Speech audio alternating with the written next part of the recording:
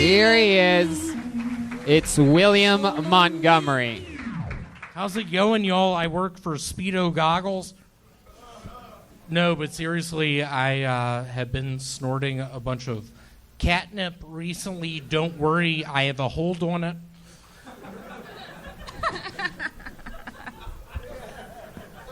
I wrote that 5 years ago. That allowed me to open up for Cat Stevens. The guitar player, father and son, will be played during my funeral.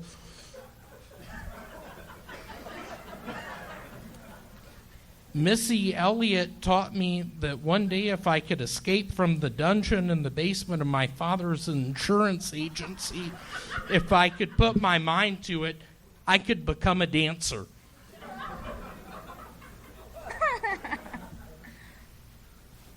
Fantasy football tip. Fantasize you're out there playing tackle football with human boys instead of rotting in the dungeon below your father's. You want to finish Can it? I tell my last joke? Yeah, of course you can. He's got one more. I'm a librarian, damn it! That's an impression of my dad paddling me in the dungeon when I haven't been using my library voice. Wow. All right. Very unorthodox, as usual, per William Montgomery, everybody. There you go. Another new set from William. There's his classic look for approval to the guest. I'll be quite frank, I'm just pumped about Rosh Hashanah this year. William, take a step back so that the people can see you clearly so that the people can see you, William. So having a stare off with Mr. Fumnar wouldn't be the way to... I grew up with a man named Rosh Hashanah. His father was Tony Roshana. His grandfather was Ralph Roshana. I don't know if I believe any of this. I'm going to be honest with you. I don't know if I'm buying it. It just kills me. I'm a believer in Jesus Christ. I'm cool with Jewish folks that also believe in Jesus. They're called Messianic Jews. When I was with... I thought last week was your last episode. I thought...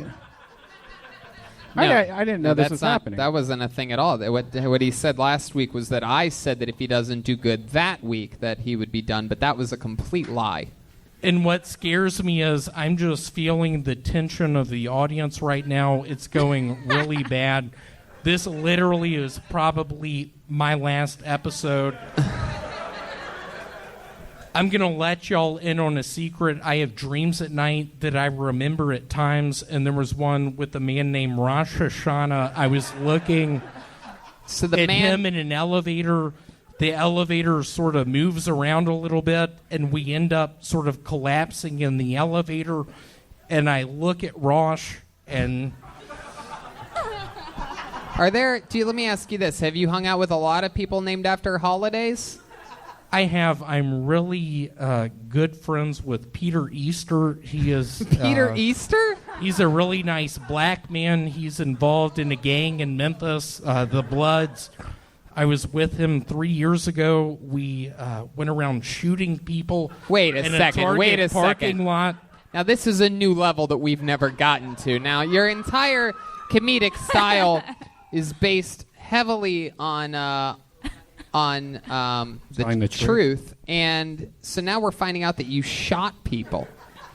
Peter Target, I remember being in his Ford Taurus, a purple version of a Ford Taurus, just telling me, William, pull the trigger, don't breathe.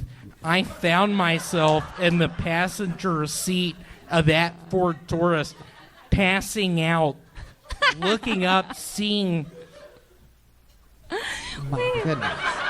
Who's Peter Target? Hold on. Brian, what is going on? Mr. Fumnar. Peter Easter. Yeah. Peter Easter is a man that started a church outside of Memphis. He was a believer in snakes. William. That's right. He starred in the movie Good Friday After Next. I remember. He also started that one movie. What is that called? Where the people are out in the desert. It has Kevin Bacon. Tremors. Yeah. Okay. So how many people did you and Peter shoot that day? I think in the movie Tremors, the amount of people Peter and I watched from the outskirts of it, sort of winking at them, was maybe 35. I just remember being out in the desert sands holding Peter's hand, thinking to myself, I hope this never ends. Hey, Red Band, can you put on MIA Paper Planes? Oh, my goodness. This is, that's not Paper Planes at all. That's not Paper Planes. All right. Here's Cat Stevens. Just picture me being some sort of a plumber type person in Memphis. After this comedy thing doesn't work out, I get bit by a spider. I slowly die in the med. And this song is playing. Red Band shows up and winks at me. And then what happens? I wink back at him. And then what? I take off my Speedo goggles. They're fogged to the max. And then what? I say to Red Band, you were so sweet to me. I'm a simpleton from Memphis moving out to Los Angeles. You allow me to put these songs on. And Red Band says, do you believe in Jesus? Will still be here tomorrow. Dreams may not. Wow. So, Kyle... And I look at Red Band and I'm like, Red Band, I pray to God you believe in Jesus. I have a bad feeling you don't. I get that you play the Ouija board. I get that you go to Kroger's supermarket. I get that you raised up my son Vance. I don't understand it, but I get it. Why did you have to wear that wig? Why did I have to wear those shorts? And then what happens? No, William. Hold on. Let's slow it down for a second. So, Kyle, this is, I believe, probably your first time ever seeing William Montgomery perform. Yes. I've never seen him. I like Kyle, him. Yep. I am a giant fan. You are wonderful. Oh, thank you. At impressions. Thank you. Can you please sort of answer from your gut right now? Mm-hmm. Is there any way when you were opening up for audiences, maybe they're in the Philippines, maybe they're in South Korea, could I feature for you? Oh, my God. William, you're not allowed to do that. What did I tell you about that? You're not allowed to just ask people on the show if you can I'm from the Philippines! I was going to ask My him anyway. right leg goes numb! Your your what? I can't feel it! Your left leg? My right, sort of, this muscle up here. It goes numb when I'm eating the foot long. It costs $14. That's why I got the app. All right. That's incredible, William. My goodness. Have you let a doctor look at that at all? Well, last time I was there, Teresa, how are you doing? Teresa's my aunt. Oh, there you go. She said hello. It's been confirmed that is your aunt. I was worried when my brother Vance and I were on those train tracks and you got cut in half that you could not be fixed. Nice to see you. Can you stand up and do your shirt up? Can we see those stitches? No, you don't make her show her stitches, William. This has been a pretty common thing the last few weeks. I've noticed that you recognize somebody from the audience as a family member and you ask them to stand up or say hello or something like that. And normally it's just simply never the person who you say it is. And I feel like the only reason I bring it up, when I was talking about the movie Tremors, I don't know if y'all remember the scene in that movie where they're up in the water tower. But I was, in fact, up there. I was messing around with my pistol. I was learning how to shoot it, learning how to pull the trigger, learning how to aim. She came up there with me. She was like, William, how are you doing? It's so nice to see you. And I just promised, it's so nice to see you right now. You have really thrown me off. I'm worried about the text message I'm going to get from my father, Larry, tomorrow. He's going to be like, William, you need to write more. Is that the aunt from that side, your father's side? It is. I also have an aunt from my mom's side. My grandmother, B. Vance, I was her favorite. Actually, okie dokie, William, I'm going to cut you off there. Really don't have the momentum here. Now, you've been having sexual relations with a young woman as of late, right? And that's sort of a newer thing for you. Is that correct? Y'all just picture me just maybe at a Laser Quest Arena bathroom, just living it up. Maybe my name is Arnold Schwarzenegger. Maybe William, my name did is you hear Predator 2. William, over here, did you hear the question that I just asked you at all? Like at all?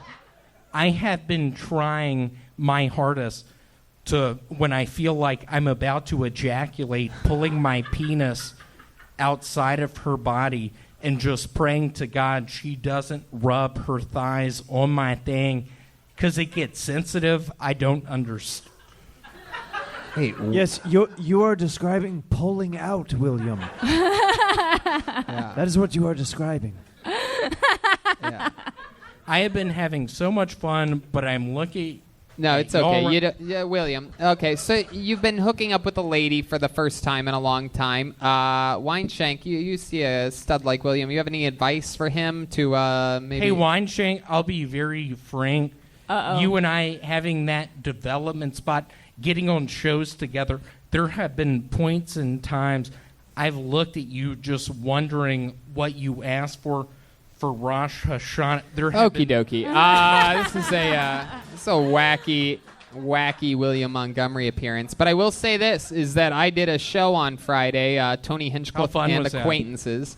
And I have to say that out of almost every single comedian on that lineup that night, it was mind-boggling how great of a set William Montgomery had. I know that a lot of you... During my set, it was fun. William, that's not... You can't just start talking whenever the fuck you want. I mean, I have no idea what's Are you okay? Are you, you're on a live show right now. And I was in the middle of complimenting you. The past week, when I try to go to sleep, if I go to sleep on my back, I have these dreams where I can't breathe. Yeah. And I literally wake up and I'm not breathing. Yeah, William, he was trying to compliment you, and you interrupted for a weird riff. Yeah, it's very bizarre. He was building you up, and then you're like, no, but this riff that's not going to work real quick. In one of your longest interviews ever where really, there's just hasn't been a butt ton of momentum behind it. It's not exactly, I think, I would say this isn't exactly your crowd. So why'd you come back this week? Well, Brian, you're trying to make up a storyline that was never a storyline. Way too much confidence this episode, Red Band. Let's just keep the forward present show moving. Fuck? That you keep bringing it up. What are you talking about? We went over that. You keep going back to this I think it's thing. a good idea. He brought up a good idea The show last was week. so fun, y'all. I'll be quite frank. Probably one of my best lines I had during the show. In between killer jokes, I said, "Yeah, I'm single. I'm holding out for a black or an Oriental."